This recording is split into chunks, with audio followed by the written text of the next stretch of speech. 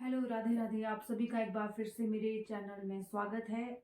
आज है 3 मई 2024 और आज मैं आपके लिए लेकर आई हूँ एकादशी की कथा।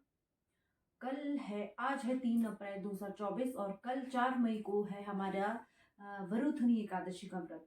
हिंदू धर्म में एकादशी का काफी अधिक महत्व बताया गया है। एकादशी के दिन श्री विष्णु भगवान की पूजा की जाती है और उनके लिए उपवास रखा जाता है। वैशाख कृष्ण पक्ष की एकादशी का नाम वरुथनी एकादशी है, जो कि आज रात 3 मई को 11:24 से शुरू हो रही है तिथि और ये 4 मई 2024 लगभग 8:30 बजे ये इसकी समाप्ति होगी। व्रत का पारायण मतलब व्रत को 5 मई को सुबह खोलेंगे। 5:37 से 8:30 बजे तक आप व्रत को खोल सकते हो और भोजन ग्रहण कर सकते हो। शास्त्रों में कई तरह के दान बताए गए हैं, जैसे कि भूमि दान, गौदान इत्यादि, लेकिन इन सभी से श्रेष्ठ वरुथनी एकादशी के व्रत को बताया गया है। वरुथनी एकादशी की कथा इस प्रकार है। एक बार धर्मराज युधिष्ठिर ने भगवान श्री कृष्ण से वैशाख कृष्ण पक्ष की एकादशी के व्रत विधि और महत्व के बारे में विस्तार को बताने के लिए कहा। इस पर भगवान श्री कृष्ण ने कहा कि इस एकादशी को वरुथनी एकादशी के नाम से जानते हैं। इस एकादशी का व्रत विधि विधान से करने पर सभी प्रकार की सुख, सौभाग्य और पुण्य मिलता है, पाप मिटते हैं। वरुथनी एकादशी की कथा इस प्रकार से है। पौराणिक कथा के अनुसार राजा मंधाता नर्मदा नदी के तट पर बसे अपने राज्यों पर शासन करते थे।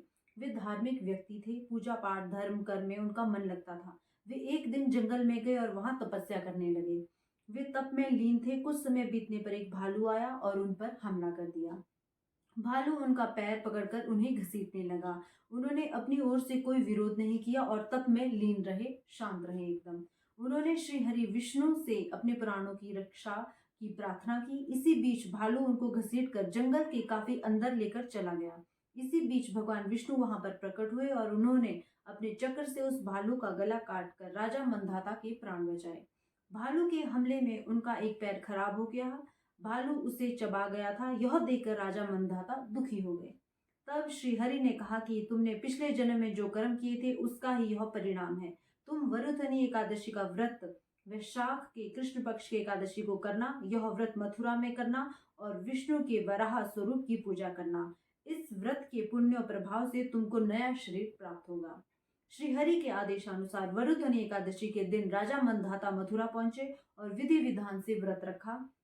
भगवान वराह की पूजा की, रात्रि जागरण करके अगले दिन पारण किया। इस व्रत के प्रभाव से राजा मंधाता को नया शरीर प्राप्त हुआ। उनको सभी प्रकार के सुख मिले।